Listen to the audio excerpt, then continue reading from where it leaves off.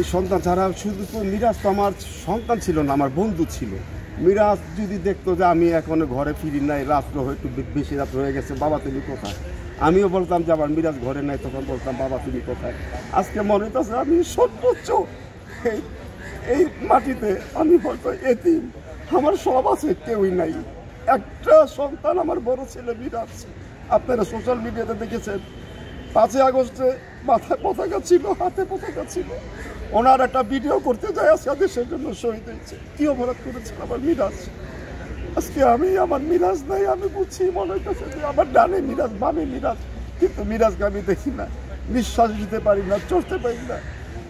জানি না আমার দিনগুলা কিভাবে কাটবে। যদি আপনার মাধ্যমে দেশবাসীর কাছে আমাদের বিচারগুলো পাই, কিছুটা হইলো আমাদের দেহ থেকে বোঝাটা একটু নামবে। আমার ছেলেরা বলতে পারবো বাবা তোমাদেরকে যারা মারছে তাদের বিচার কাজ চলতেছে আন্তর্জাতিক ট্রাইব্যুনালে।